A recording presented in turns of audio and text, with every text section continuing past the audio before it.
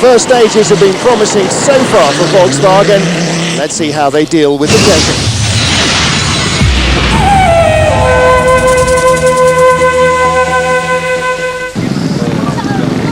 So to the car category, and with the drivers enjoying a few moments in the sunshine, Frenchman Guillain Chicheret says our BMW's a little less competitive than some of the front runners, but we'll compensate with our motivation and attack. We'll keep battling right to the end. Our goal is to finish in the top 5. Et essayer de faire un résultat sympa. Nous, ce qu'on visait vraiment, ce qu'on a dit depuis le départ, c'est de faire un top 5.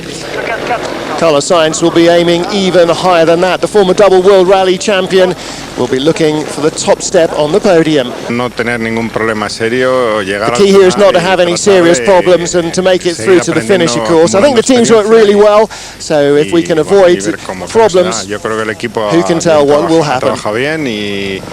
Y luego a partir de ahí también hace falta un poquito de que no te ocurra nada raro y ya veremos a ver. And of course their rivals will be the men in the red cars with the diamonds on the front. Mitsubishi, with over 20 years experience of deserts and winning.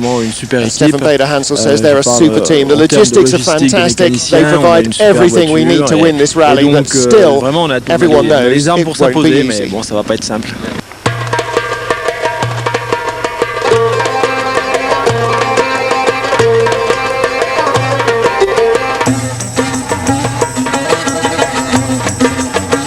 From the mountains, the sand and the forests of Portugal, a new day brings a very different outlook.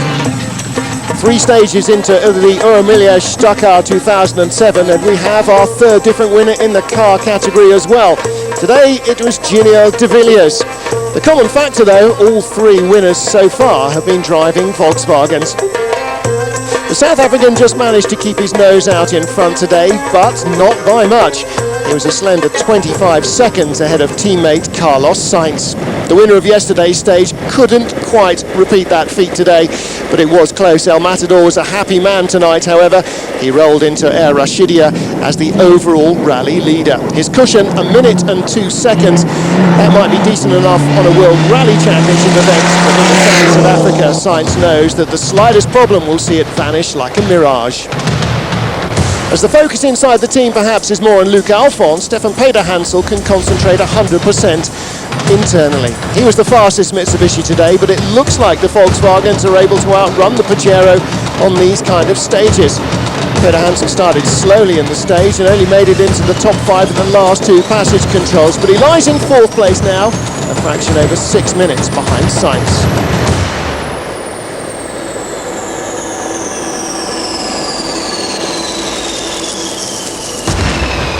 For Luc Alphonse, the rally has already been tough.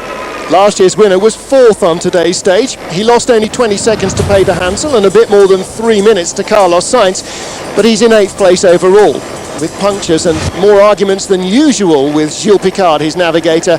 Is he feeling the pressure of being last year's winner more than he'd like to admit? As we join him on board here, he's deciding that this is not the right track. He's following the bikes, he reckons. Picard assures him that it is in fact cars that have left the marks as well.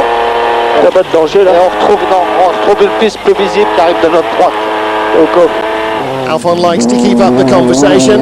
Picard reassures him there's no danger, and off they go. Incredibly fast to the first passage control. American investment manager Mark Miller looked as though he was storming to the stage win. But with all the dust and the tricky navigation, he slowed a little. In the end, he was 5th, almost 4 minutes slower than Sainz. Carlos Souza is still very much in the hunt as well. The opening stage winner was 6th today, 5.5 minutes adrift. But 2-time winning co-driver Andreas Schultz will certainly have helped him through the tricky navigation. Hiroshi Masuoka, the former winner, has not had a really good day yet. Experience warns against overdoing it on stages like today's, where dangerous washout waddies can easily destroy the car, as Masuoka's discovered in the past. Perhaps he's waiting for the sand dunes before he really begins his attack. Fastest Pajero yesterday, slowest today. Danny Roma came in almost 10 minutes behind leader de Villiers after losing time changing a puncture. He was fighting dust and traffic for most of the day. BMW's team manager Sven Krant will be very happy with Göran Schischeret's run. He had a nice clean time today, not risking too much and staying out of trouble. He drove maturely, rewarded with 9th on the stage and in the overall standings.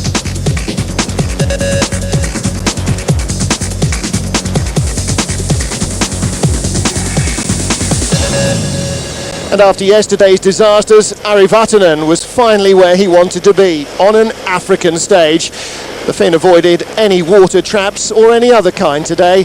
He was 11th quickest and his long climb back up the standings has begun.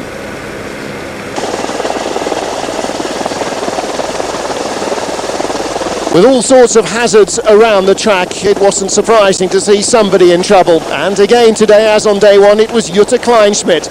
Then the engine management system cut out. Today, stranded on some camel grass, the red-hot brakes set the grass alight. And the crew had to hurriedly fight the fire before it gutted the car. Before the start, she said, all we need is a little good luck. Looks like they didn't pack much. Stefan Onraad is introducing his new compatriot and co-driver to Africa for the first time. She's a former Olympic and European breaststroke swimmer. They don't have those kind of impacts in the pool. Right.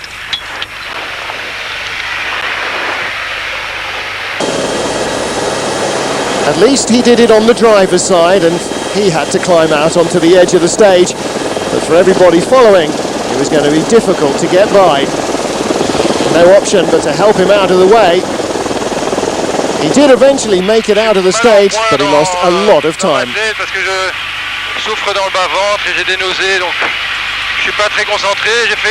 So I wasn't concentrating, made a bit of a mistake, slid wide, hit a rock, punctured the tyre, but fortunately for Onraad, the buggy's suspension wasn't damaged and he completed the stage.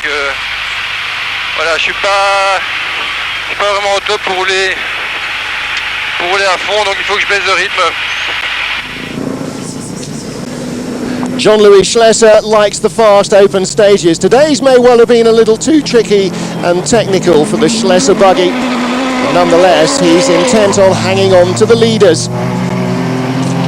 And a buggy of a very different kind, the Monster Hummer, now freed from the confines of the track.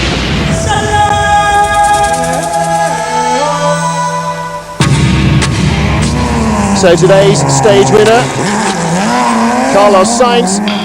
He now has the chance to run at the front of the field. The overall leader of the field, with De Villiers just a minute behind. The Volkswagen still packing the top 3 places. We were just wanted to go at a good pace, and I didn't want to get a puncture. That was very important for me. So we went at a pace where we couldn't get a puncture, and the biggest problem was the motorbikes, to pass them in the dust.